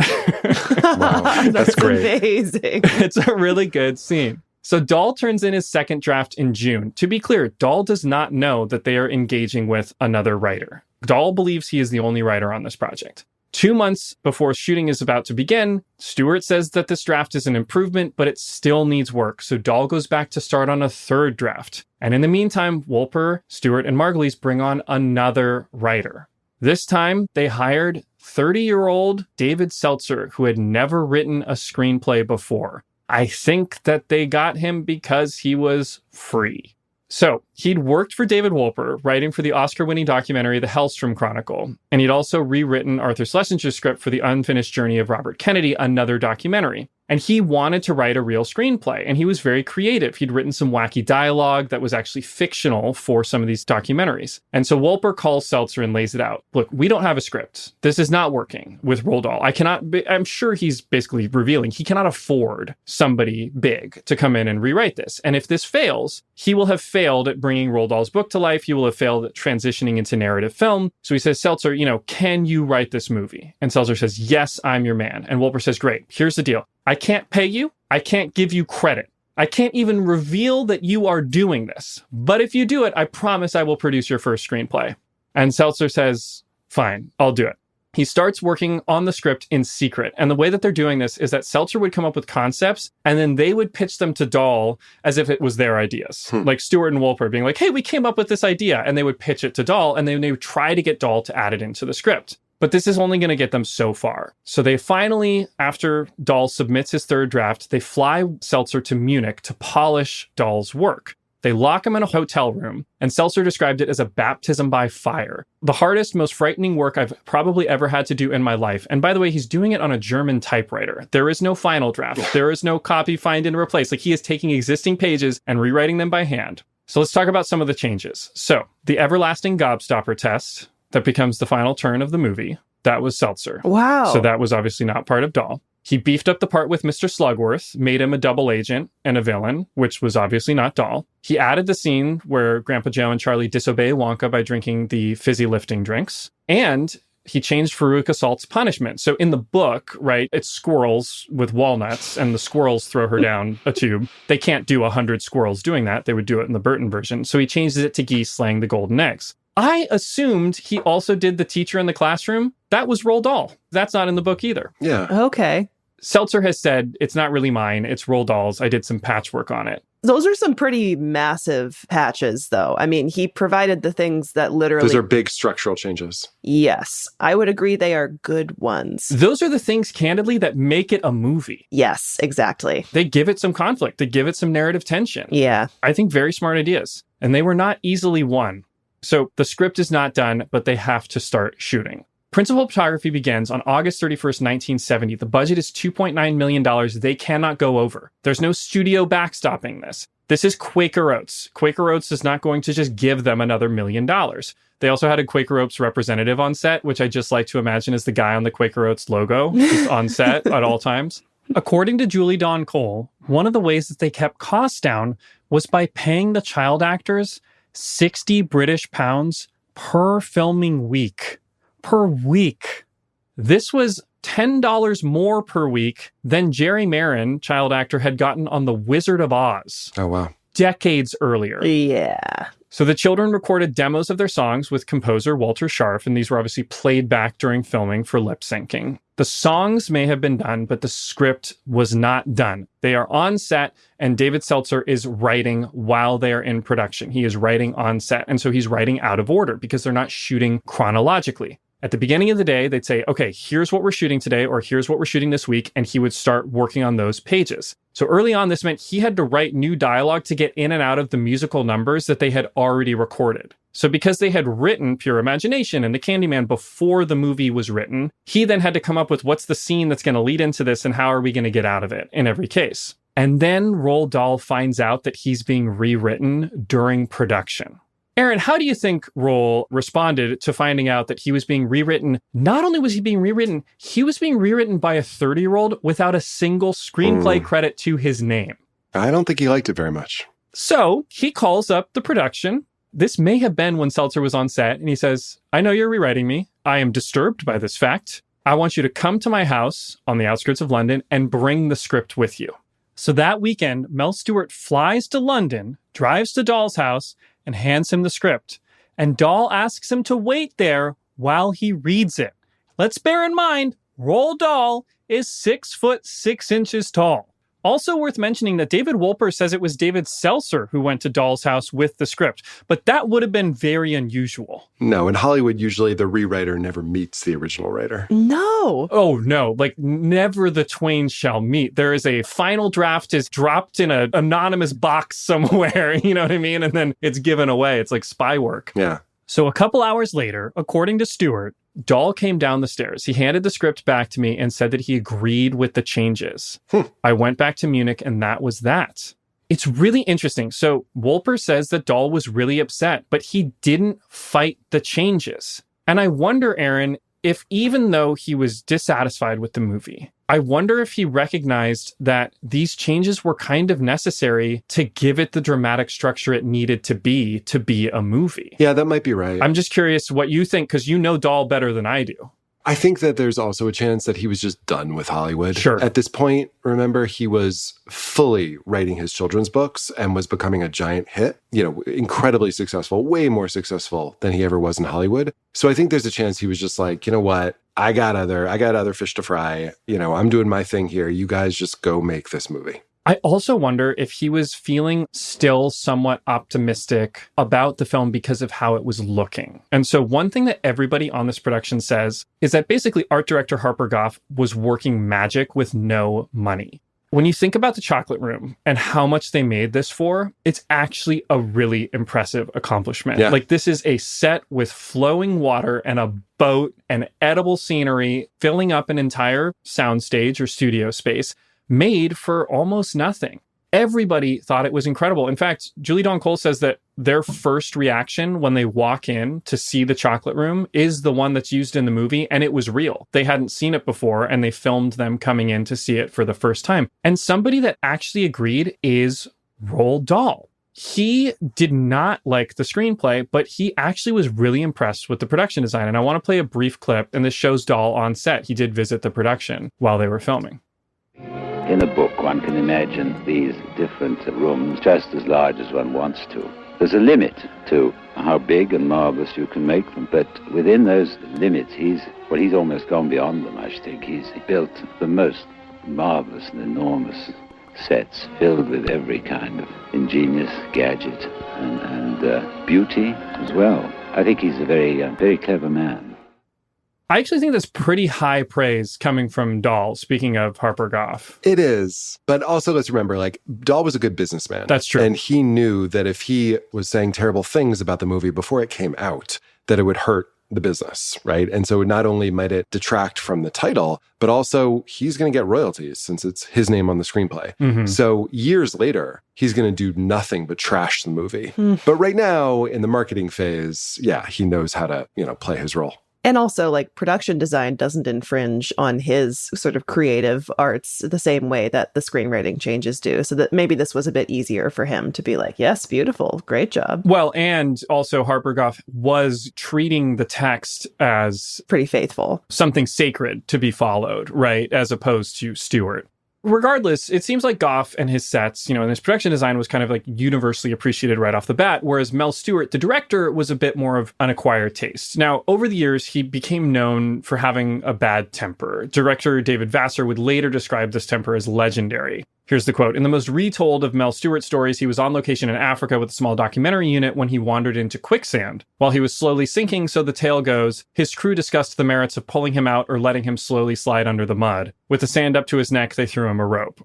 I think that this was a difficult production for everybody given the budget, but I would imagine it was not made easier by having a director who was a perfectionist and did not seem to have a lot of warmth for his actors.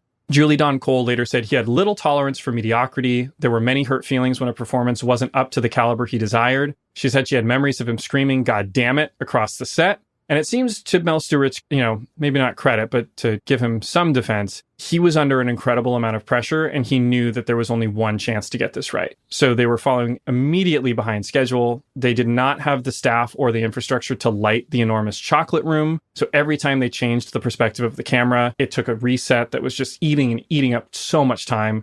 They were trying to shoot with a boat, which is always a nightmare because it just keeps moving and you can never get your camera set. And he did a lot of takes. He was more like Stanley Kubrick than he was Clint Eastwood. Rusty Goff said it took 60 to 70 takes to capture the scene in the TV room where the Oompa Loompas are doing cartwheels and headstands. Wow. It took 40 takes for when Augustus Gloop falls into the river. Oh my God. It took 20 takes for Mike TV's dad to perfect the line, "Not till you're 12, son," which is a line that doesn't even need to be in the movie, really, if it's going to cost you too much time. Yeah, that's exhausting. And this set, unfortunately, was not a safe set because it was being made so cheaply. So the white substance spewed by the Wonka-mobile was fire extinguisher fluid. It gave everybody a rash. Most of the chocolate river was dangerously shallow. It was just 2 feet deep. So they actually dug a hole where Michael Bolner would jump in as Augustus Gloop, but if he missed it, it would have been like jumping into a shallow pool. Oh my God. Julie Don Cole had split ends that the hairdresser didn't like, so they'd burn them off every morning, which is why if you watch carefully, her hair actually gets shorter throughout the movie. The 70s, man. It was Yeah. a different time. Filmmaking, that would not fly today. No. Well, and also not being shot in the United States, I think away from the prying eyes of any studio or OSHA, Peter Ostrom references. Nickerson, who plays Violet Beauregard, said it was very scary and sometimes painful to get rolled around in the big blueberry contraption. There's basically an inflatable version, and then there's a styrofoam version for rolling her around. And it took her so long to get into the styrofoam one that she couldn't break for lunch because it would take her too long to get back into it. So during lunch, they would have a grip feed her through a straw. And then they would have to roll her a quarter turn every 15 minutes to keep the blood flowing evenly throughout her body. And she said the worst part actually wasn't that. It's that she had to pick her nose on screen, which she didn't want to do because she had a big crush on Peter Ostrom, her co-star, and she thought it was going to gross him out, which was very sweet. And then Julie Don Cole said that they actually became very close friends, she and Nickerson, but there was some tension because they both had crushes on Peter Ostrom while they were filming. Now let's talk about the scariest scene, which is the tunnel scene, which is so weird. Lizzie, can you describe some of the imagery that we see on the walls during this scene? I don't even know. It's horrifying. It's dark. The colors are really dark. It's very like MK Ultra-y, where there's just sort of things flashing at different times. You do see, Slugworth's terrifying face. Mm-hmm. You see like a chicken at one point, or Did you see a chicken get its head cut off? A chicken's head being chopped off. Yeah, that's the one. It's not for kids. Yeah. So what's interesting is that specifically that millipede shot was actually the suggestion of writer Waylon Green. Are you guys familiar with his credits? Waylon Green, writer of The Wild Bunch and Sorcerer. So he had worked on the Hellstrom Chronicle with Mel Stewart. And when Mel Stewart called him, he's like, I need some grotesque imagery to make this nightmare sequence. He said, what about, he actually pitched a centipede going across a person's face. And that's actually Waylon Green's face with the millipede going across it. Oh, interesting. Some of the kids actually thought Gene Wilder had gone insane while shooting that scene. His performance was so convincing. Yeah, the images are nothing compared to what Gene Wilder is doing. Yeah. He's so scary in that scene. Yeah, that's the thing. Like, I actually remember him more in that than I do the images. You really think maybe we're going to hell right now with this guy. Mm-hmm. And it's a big difference, I think, between him and the Depp performance as well. But we should mention, too, that the Oompa Loompas, I think, had a really hard time on this project as well. This was an international cast. Rusty Goff later said, there were basically 5 little people working in the business in London at the time. So they expanded their search to, Munich and Malta and Turkey. And so they had 10 actors whose age ranges were from their 20s to their 70s. And the lead role went to English actor Rusty Goff. And Stewart hired him because he'd performed Shakespeare, but he'd never been in a movie before. This was his first film. They had to learn these dance numbers, which again, some of these actors are, 70 years old. This is very physically demanding. And there's also a language barrier. They don't all speak English. So Stewart's directing them with hand signals, and they have to lip sync English words for all of these songs. So I just want to really emphasize like the difficulty that they were pulling off here.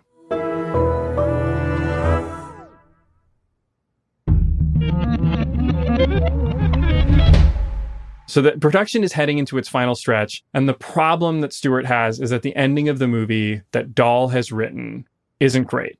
The ending of the movie is Grandpa Joe saying, "Yippee!" That's the last line of the movie in Roald Dahl's script, and Mel Stewart hates it. So he calls for David Seltzer, and the production says, "David Seltzer has gone home." He says, "What?" David Seltzer had been working 20-hour days for a month, so he left the production and went to a log cabin near a lake in Maine. He was about to go fly fishing, and the phone rings. And by phone, I mean there is one pay phone, and if it rings, whoever's near it is supposed to answer and then take a message for whoever it's for. He goes and answers the phone, and it's the worst call ever. It's Mel Stewart calling from Munich. Here's Stewart. "What are you doing?" Seltzer. "I'm on vacation." "I know you're on vacation, but I'll tell you what. I'm here, and there are dozens of people, and we're spending a lot of money, and we can't finish the film, and I want the end line of this picture." Seltzer. "Well, when do you want it?" "Now. I want it now. Like in the song, I want it now. I want it now."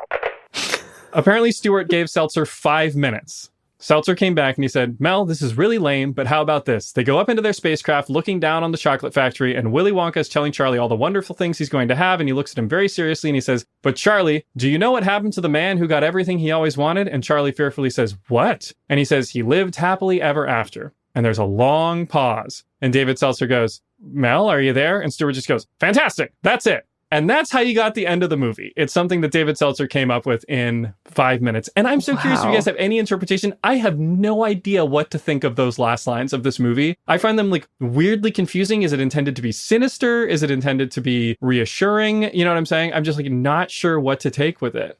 It played very sinister to me, I'll be honest, because it's such a weird tonal shift for him to take at that point. And the way that Gene Wilder plays it also feels like manically sincere. I don't know. Aaron, what did you think? I mean, I think it sort of reinforces the idea that they think of this as a fairy tale. And so that's sort of a classic way to end a fairy tale, right? Live happily ever after, but with a little bit of undermining, which, yeah. So I think it works well.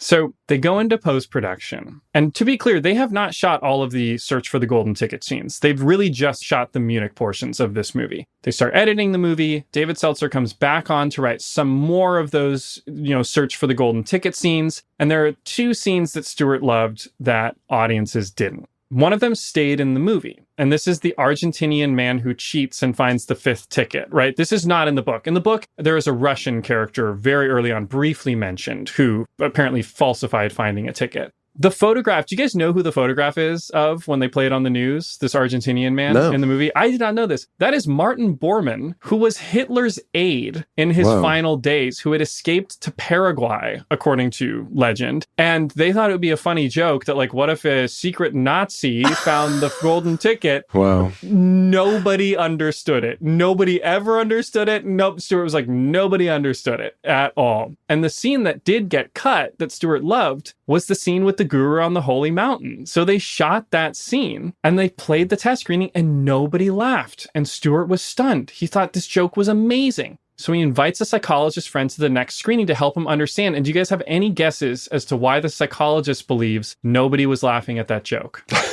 No. He said, "You don't understand, Mel. For a great many people, life is a disappointment." And that it maybe just was too close to home for audiences. So Stewart cut the scene. So they hire a special effects company to come in to do the final Wonkavator shot in the air. And when they did this, it didn't include Grandpa Joe because the FX team thought that in the footage they had been sent, Jack Albertson was a crew member making adjustments on the set and not a character in the movie. So they had to redo the miniature with Jack Albertson inside of it. They also did them with the fizzy lifting drinks as well, that, composition. So David Wolper has a movie in the can and he goes to Paramount. And they get a 7-year license on this movie. Revenue's first going to go to Quaker Oats until they recoup the budget. Then the profits are split 50-50. The Wonka bar is just Quaker Oats. And maybe this is part of the problem. Nobody seems to have a full stake in this movie. So like a lot of the children in Roald Dahl's books, Willy Wonka and the Chocolate Factory was kind of left to fend for itself. Paramount didn't have a strategy for selling it, according to Wolper. Stewart says that they vetoed an offer from Radio City Music Hall to showcase the film and give it a single city run, which may have built buzz. That would have been modern film, maybe platforming a movie. And instead, they just opt for general distribution, and Willy Wonka's lost in a crowd of summer films. So it premieres in Chicago on June 28th, 1971, and it's dominated across the summer by Love Story. Anybody remember? Ryan O'Neal, Ally McGrath. I like that movie. And there's a bunch of genre films that beat it out too, like the original Willard, the Andromeda Strain, the Omega Man, Clute. Oh, yeah. Now, maybe, like Doll's Stories, it would do better in the UK, so it premieres in London in December of 1971, and Princess Margaret attended, quote, in aid of the National Society for the Prevention of Cruelty to Children, which wasn't a great look because a lot of people said, this movie is so cruel to children. Yeah. So according to Mel Stewart, Willy Wonka was an enormous flop. It was number 53 on the box office chart for 1971. Wow. It grossed roughly $4 million domestically. It played for only 3 days in one theater in Munich, which sold out one night thanks to Michael Bollner's family and friends. Oh. The reviews didn't help. Variety called it an okay musical fantasy. The New York Times said children have so few good films to claim as their own. Willy Wonka and the Chocolate Factory is not one of them. Gene Siskel gave it 2 stars, but Roger Ebert loved it. 4 stars. He said, it's delightful, funny, scary, exciting, and most of all, a genuine work of imagination. That's great. Well, the newspapers didn't care. They misspelled Willy, and the Wonka bar flopped. Aaron, what is one of the reasons that the Wonka bar flopped? Yeah, I'm sort of forgetting, but didn't they screw it up so that it melted in the package before it was opened? Yes. Unlike Willy Wonka making ice cream that never melts, they made a chocolate bar that always melts. And it flopped. The Wonka bar was a flop. Willy Wonka and the Chocolate Factory was a flop. Gene Wilder was convinced he was only going to be in flops. He'd been in a string of them, so he left for California to do Woody Allen's Everything You Always Wanted to Know About Sex But Were Afraid to Ask, hoping that it would resurrect his career.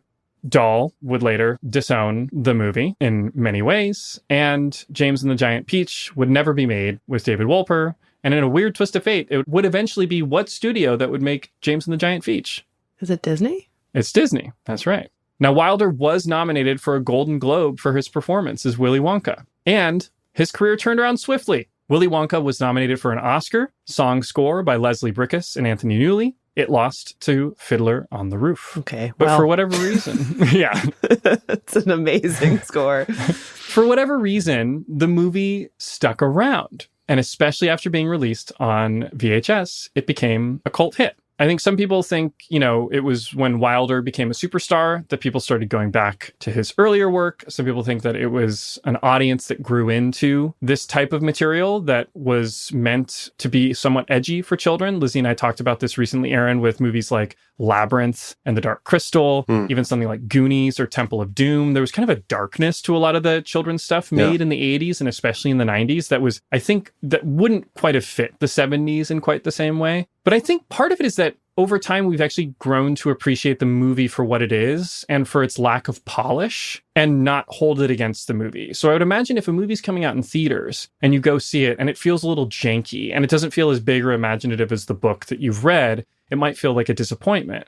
Whereas if you stumbled across this movie on TV or on VHS and you just see Gene Wilder's unhinged performance and it's clear that they just threw themselves headlong into this without actually having the resources to make it, that maybe that would be endearing as opposed to a turnoff. But I'm really curious what you guys think. Yeah, I mean, I don't know. I don't think it needs all those caveats. I think it's just actually a really good movie. I think Gene Wilder, yes, he gives one of the all-time great performances. It's just so confident. I love how much it feels like he's about to break the fourth wall. Like he's almost going to talk directly to the audience into camera, but never quite does. And so you're kind of on edge every time he opens his mouth. I also think the structure makes absolutely no sense. I mean, it's so weird that it starts off as Charlie's movie, and it's like any great myth of the hero where he's going to go on an adventure and triumph. But as soon as Act 1 ends, we are now in Willy Wonka's point of view. And it's Willy Wonka who actually does the changing. Charlie doesn't change at all. No. When Charlie wins at the end by giving the gobstopper to Willy Wonka and showing that he's not going to betray him, that's something Charlie would have done in the first 5 minutes of the movie. It's Willy Wonka who becomes a better man through the course of the movie, which is a really kind of cool, strange structure that I can't remember seeing before. So no, I love Slugworth. I love loved all of those little interludes of seeing each person find the golden ticket. I thought those were terrific. The movie has so much going for it. I guess I'm not shocked that it wasn't a hit when it came out, just because it was so probably unexpected, the darkness and specifically Wilder's performance. But yeah, it doesn't surprise me at all that it's become, a classic. Yeah, I think that this movie does what the best and most enduring quote unquote kids movies do, which is that it's very entertaining to watch as a kid. I think that the weird structure, to your point, Aaron, actually helps with that. There's something about this that is very sort of childlike, the journey that you're going on, and you get to know Charlie, you get to like him, and as a kid, then you're kind of along for the ride once he shows up at the factory, which I think is very enjoyable as a kid. But then this movie is an entirely different movie for adults. And so it's one of those movies where kids will watch it, they will be entertained, they enjoy it. And then adults will also watch it and be, horrified, be laughing, be confused, be entertained. It is genuinely something that I think everyone of every age can take something out of this movie. That's very hard to do. And I think a lot of the times, as we've seen on this podcast, those movies that achieve that don't necessarily do that well at the box office. Some of them do, but especially when they're darker and they're like kind of hard to pin down in that way, I feel like they end up having much longer legs. Yeah. Well, unfortunately, Quaker Oats did not participate in the long-term financial success of Willy Wonka and the Chocolate Factory. So in 1977, David Wolper sold his company to Warner Brothers. And he convinced Quaker Oats to sell its 50% stake in the movie for $500,000. I'm guessing that Warner Brothers didn't just want 50% of that movie. I'm guessing if they were going to buy Wolper's company, they wanted everything outright. Warner Brothers then turned around and made a fortune on the VHS of Willy Wonka and the Chocolate Factory. In fact, on its 25th anniversary, they re-released it in theaters, and then they did a new release of the home video VHS at that point. Now, I should mention Ken Mason, who had been the Quaker Oats representative, who Wolper was working with at the time. It doesn't seem like he minded. He'd quit Quaker Oats after a brief stint as president and COO in the mid-1970s, and he did spend his later years writing passionately about the effects of advertising, corporations, and television on children in kind of an odd Dalian turn. Now, some of the child actors continued working, but they all eventually left the movie industry. And I will say, despite, candidly, what seemed like very unsafe conditions, on this set, it doesn't seem like anyone was hurt, and they all speak fondly of their adult co-stars and their experiences on this movie. Roald Dahl died in 1990. This was a few years after giving an interview that revealed a virulent anti-Semitic streak. If you want to learn more about that, please listen to Aaron's incredible coverage in, I believe, the 7th episode of his podcast, The Secret World of Roald Dahl. It's a really complicated history. And I think especially then in the 8th and 9th episodes, when you discuss the fan's dilemma and how do we engage with work created by people who have moral failings or believe things that we do not agree with, it's a really wonderful conversation. And I felt very illuminating as we talk on this podcast about directors, and who have problematic histories and whatnot. Yeah, thanks. I'm so glad. Yeah, Roald Dahl's works were purchased by Netflix in 2021 for a reported $1 billion. And at that time, his family did issue an apology for his anti-Semitic remarks that remains online, that you can go see. And of course, most recently, his works have been adapted by, I think, perhaps most successfully, Wes Anderson, who seems to be an oddly perfect fit for the Dalian sensibilities and seems to be able to give it a quick-witted life. So Gene Wilder gives, I think, Willy Wonka the energy that he needs to exist as a character. And I feel that that's completely absent from Johnny Depp's interpretation of the character in 2005, even though Burton seems like an obvious fit and Wes Anderson seems like a great mix of the two. He's an incredibly heightened visual stylist, but he also has that kind of energy and warmth that you need to bring Dahl's kind of dry British sensibilities to life. Yeah.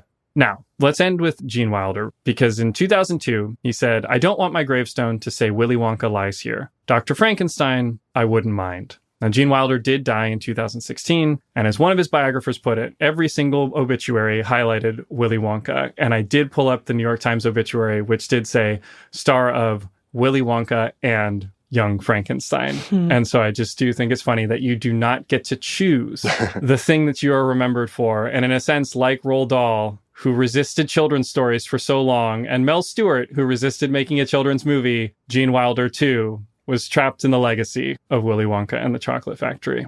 So Aaron, we end with a segment called What Went Right, where we pick at least, one thing from the movie that for us in particular went right when so much often goes wrong. And Lizzie, perhaps you would like to go first. What went right on Willy Wonka and the Chocolate Factory?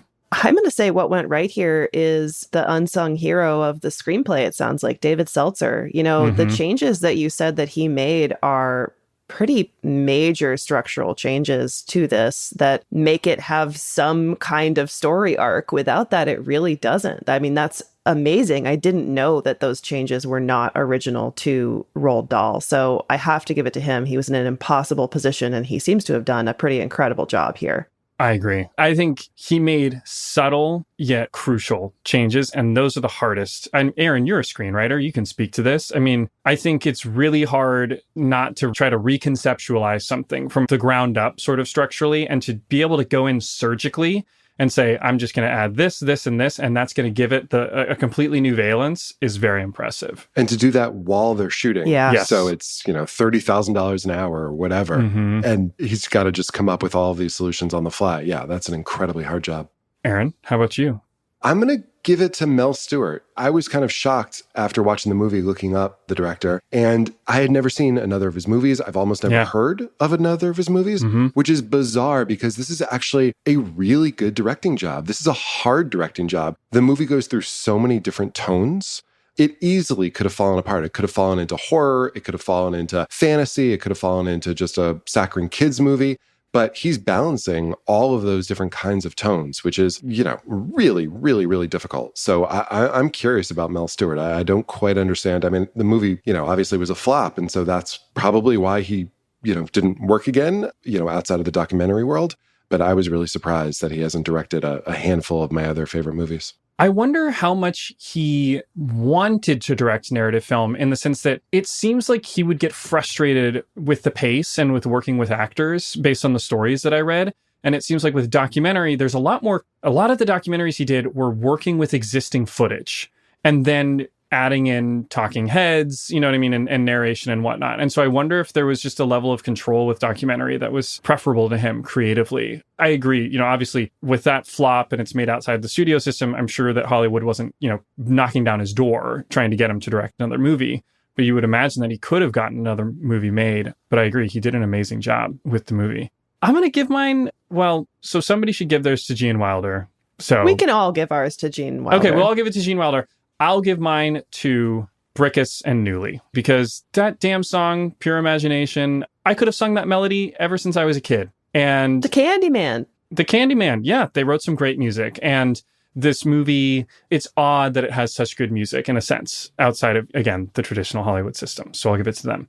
That brings us to the end of our coverage of Willy Wonka and the Chocolate Factory. Aaron, I just really want to reiterate what a pleasure it was to listen to your show. Thank you. And what a treat it was to have you on as an expert on Roald Dahl and all of this material. It's so illuminating and it's such an interesting story. Please plug your show, tell the folks where they can find it and anything else that you have going on that they should check out. Yeah, it's called The Secret World of Roald Dahl, and it's on Apple, it's on Spotify, it's wherever you're listening to this. You can listen to it. We just aired our 9th episode, but we've got another one coming up, and then we've got some bonus episodes, and hope to do a whole nother season. So probably not about Roald Dahl, but another interesting profile of someone who has a bit of a secret life. And I just want to thank you guys so much for having me on. This is a great show. I'm a giant movie buff, and I love these sort of very completist, very research heavy episodes that you guys do. Thank you so much, and thank you so much for being here. This was really fascinating, and now you've got me thinking about who else could you cover in another wonderful season of The Secret World. Send me ideas. I feel like you've got one, and you'll have to tell us off mic, and then we'll know, and then you'll all have to wait until season 2 comes out. I got a few ideas. All right. Thank you so much. Guys, if you're enjoying this podcast, there's a few easy ways to support us. Lizzie, can you tell the fine folks at home how they can keep this chocolate factory churning? I sure can. You can tell a friend or family member about this show. You can leave us a rating or review on whatever podcatcher you are listening to this on. You can give us a shout out, or you can follow us on social media at What Went Wrong Pod on Instagram and TikTok. you can subscribe to this show in both Spotify and Apple. And if you do that, you will get one bonus episode every month, at least one. Honestly, it's probably more than that at this point. We did a whole bunch for the Oscars and we really enjoyed it. So we're going to keep doing a minimum of one bonus episode every month behind the paywall for you subscribers. And then if you want to go the extra mile, you can subscribe to us on Patreon. And there you get everything I just mentioned. Plus, you get access to newsletters, polls, extra credit, the fan community, and an ad-free feed of the show. And if you want to really turn it up to 11, you can, for $50 a month, become a full stop patron and get a shout out at the end of every episode, just like one of these. So since we've done a lot of songs recently and impressions, and David opened this episode with an amazing Oompa Loompa song, I thought we could mix things up a little bit. I'll read everybody's names, and then I have selected candy from Willy Wonka's factory for the heroes of every one of the movies that we've covered thus far this year. All right, so the full stop shoutouts go to Adrian Pang Correa, Angeline Renee Cook, Beatrix Earhart, Ben Schindelman, Blaze Ambrose, Brian Donahue, Brittany Morris, Brooke, Cameron Smith, C. Grace B., Chris Leal, Chris Zaka, David Friscolanti, Darren and Dale Conkling, Don Scheibel, M. Zodia, Evan Downey, Felicia G., Film It Yourself, Frankenstein, Galen and Miguel, The Broken Glass Kids, the cast and crew of Win a Trip to Browntown, Grace Potter, Half Grey Hound, James McAvoy, Jason Frankel, JJ Rapido, Jory Hillpiper, Jose Emiliano Salto del Giorgio, Karina Kanaba, Kate Elrington, Kathleen Olson, Amy Olgeschlager McCoy, Lazy Freddy, Lena L.J., Lydia Howes, Mark Bertha, Mary Posis Humans, Matthew Jacobson, Michael McGrath, Nate the Knife, Rosemary Southward, Rural Juror, Sadie, Just Sadie, Scott Oshida, Soman Chainani, Steve Winterbauer, Suzanne Johnson, The Provost Family, Where the O's Sound Like O's, and Tom Kristen. Okay, so here are the candy shoutouts. For Lawrence of Arabia as he crosses the Nafud, ice cream that never melts. For Sarah in the Labyrinth, fizzy lifting drinks so she can always see her way out. For Derek in American History X, stick jaw for talkative parents so he'll just shut up a bit. For Akira Kurosawa's crew, hot ice creams for cold days when shooting the Seven Samurai climax in the rain. For Forrest Gump, everlasting gobstoppers for his runs across the country. For Rick in Casablanca, square sweets that look round because it is possible to be two things at once. For Sean Connery, in The League of Extraordinary Gentlemen, magic hand fudge. When you hold it in your hand, you taste it in your mouth, and this way his hands will be occupied. For Bob Evans in The Cotton Club, a machine with white powder spraying out of it because you get it. For Miles in Spider-Man Into the Spider-Verse, rainbow drops, suck them and you can spit in 6 different colors, one for each spider person. For Seth Rogen in The Interview, exploding sweets for your enemies. For the cast of Game of Thrones, cavity-filling caramels so you don't die of dental disease in Westeros. For Florence Pugh in Don't Worry Darling, lickable wallpaper. And for Leonard Shelby, chewing gum that never loses its flavor, you endlessly searching gumshoe detective. Lizzie, can you tell the folks at home what we have coming next week? Well, we have a really uplifting, happy movie that we're covering next week, very much in the same genre as today's children's movie, and that is, of course, Martin Scorsese's Taxi Driver. But this is very important. We are going to have a bonus episode airing on Friday that will be covering the stalking case that happened to Jodie Foster kind of as a result of Taxi Driver. It will be an important precursor to listen to that before you listen to the main episode. So come back to this feed on Friday for a special Out of Frame episode on that case featuring, Chris, do you want to reveal our guests? The hosts of the incredibly popular Red Handed podcast, who joined us all the way from across the pond and shed a lot of light into this unusual situation. That's right. We have Hannah McGuire and Suruthi Bala on the show. They were wonderful. So please come back on Friday, listen to that Out of Frame episode first, and then on Monday we will be back with Taxi Driver. See you then. Bye. Bye. To support What Went Wrong and gain access to bonus episodes, subscribe on Patreon, Apple, or Spotify for $5 a month. Patreon subscriptions also come with an ad-free RSS feed. You can also visit our website, whatwentwrongpod.com, for more info. What Went Wrong is a Sad Boom podcast presented by Lizzie Bassett and Chris Winterbauer. Post-production and music by David Bowman. This episode was researched by Laura Woods and edited by Karen Krupsaw.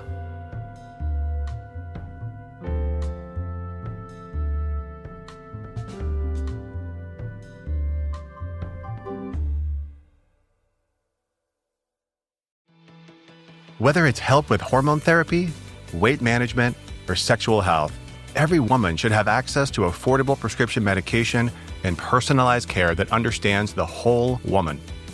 Join me, Dr. Doug Lucas, clinical lead of hormone optimization and longevity at LifeMD, along with other leading experts on the podcast Here's Something Good on Women's Health and Longevity. To learn more, go to lifemd.com/iHeart. It's called soccer. It's called football. Soccer. Football. Domino's Best Deal Ever lets you get any pizza, including stuffed crust, with any toppings for $9.99. Okay, we can agree on that. Yeah, fully. So, pineapple? Don't ruin it. Get any pizza, including stuffed crust, with any toppings for $9.99. Finally something everyone can get behind. And if the refs disagree, that's between them and Domino's. Which means the only thing left to fight over is who's ordering. Domino's. Price is higher for some locations. Excludes XL and specialty pizzas. Select this offer from 6/15 to 7/26. Online only. Size availability varies by crust type. Max 7 toppings. 6 for pan and New York style crust. Minimum purchase required for delivery. Prices, participation, delivery area, and charges may vary. When Kohler, global design leader in luxurious kitchen and bath products, asked me to be their ambassador for timeless, elegant, durable cast iron, I said, I'm in. Soon after, I was in their Kohler, Wisconsin foundry, watching molten iron poured, enamel applied by hand, and the beautiful finished pieces ready to ship. Since 1883, Kohler cast iron has been crafted by incredible artisans, and seeing it firsthand gave me a whole new appreciation for their craftsmanship. Now, I'm proud to lend my stamp of approval to my favorite Kohler cast iron products for their durability, beauty, and enduring style. Shop my curated picks at Kohler.com. As the Kohler cast iron ambassador, I say, long live cast iron. Sometimes the butt goes through a lot. When the butt speaks, you listen. Preparation H is the butt care expert, known for helping people care for their hemorrhoids, offering relief in different forms that adapt to needs and moments.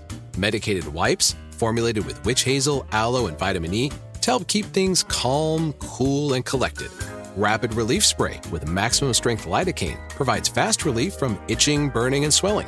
There's also a multi-symptom relief cream when broader support is needed. Preparation H treats the issue rather than just masking it. No shame here, only solutions. So if a butt has been begging for a little kindness, wipe and treat for better relief with the #1 doctor-recommended brand, Preparation H. This is an iHeart podcast.